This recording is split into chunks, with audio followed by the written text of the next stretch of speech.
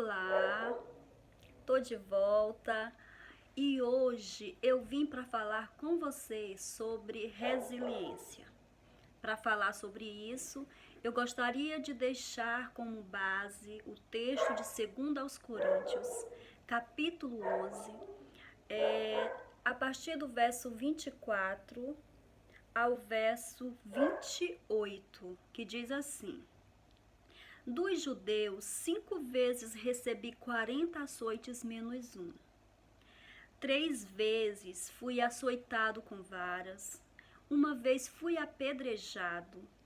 3 vezes sofri naufrágio. 1 noite e 1 dia passei no abismo. Em viagens, muitas vezes, em perigos de rios, em perigos de salteadores, em perigos da minha raça, em perigos dos gentios, em perigos na cidade, em perigos no deserto, em perigos no mar, em perigos entre falsos irmãos, em trabalhos e fadiga, em vigílias muitas vezes, em fome e sede, jejuns muitas vezes, em frio e nudez. Além dessas coisas exteriores, há o que diariamente pesa sobre mim, o cuidado de todas as igrejas. Essas são as palavras de Paulo, um exemplo de pessoa resiliente. A palavra resiliência é muito mais do que uma palavra bonita. Eu, particularmente, acho que é uma palavra que soa muito bem. Resiliência. E essa palavra, ela tem 2 sentidos. O primeiro é a propriedade que alguns corpos têm de, após sofrerem uma pressão elástica, voltarem ao seu estado original. Né? Esse é o sentido físico. Para a física, essa resiliência diz respeito a essa propriedade de alguns corpos, matérias, né, serem elásticos. Eu tenho essa chiquinha de cabelo, esse elástico de cabelo, para exemplificar o que é essa resiliência, né, que é essa propriedade de ser esticado e mesmo depois de esticado, ser capaz de voltar ao estado original. O outro sentido da palavra é o sentido figurado, que diz respeito à capacidade que nós temos de nos recompormos após um episódio muito dramático, muito traumático, muito triste, de uma adversidade que possa ter causado muita dor. E essa capacidade que a gente tem de se restabelecer, de se recompor, de continuar a vida. A gente vê em Paulo um exemplo lindo de resiliência.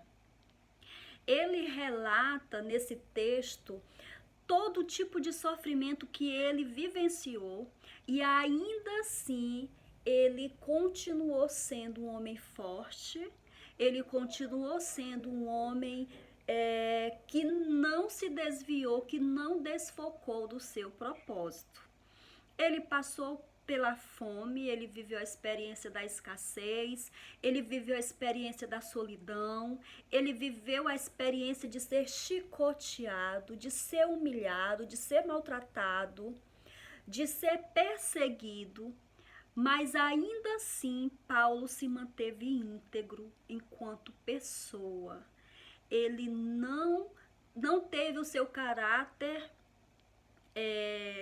mudado, tendo em vista todas as situações adversas que ele passou na sua vida.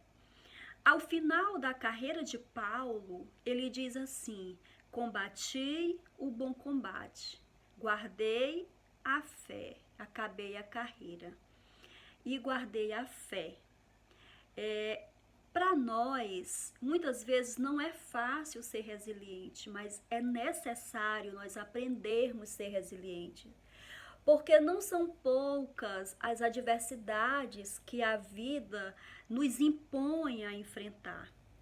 Não são poucos os desafios, as frustrações, as decepções, os sonhos que muitas vezes precisam ser desfeitos. São tantos os problemas que nós enfrentamos e a gente precisa aprender a ser resiliente. A gente precisa aprender a se reerguer. A gente precisa aprender a se restabelecer, continuar a vida sendo forte, sendo alegre, tendo fé, tendo esperança. Continue sendo a pessoa que você é, independentemente das circunstâncias que você enfrenta na sua vida. Isso é ser resiliente.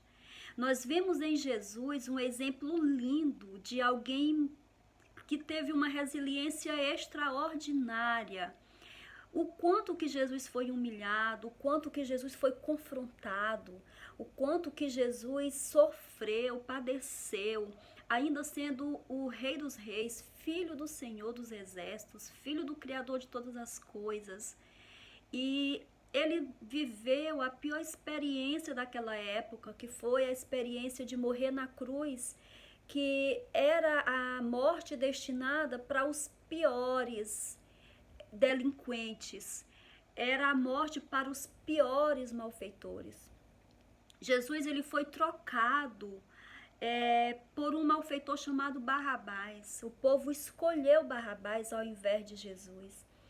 Na cruz, ele esteve ali entre dois ladrões.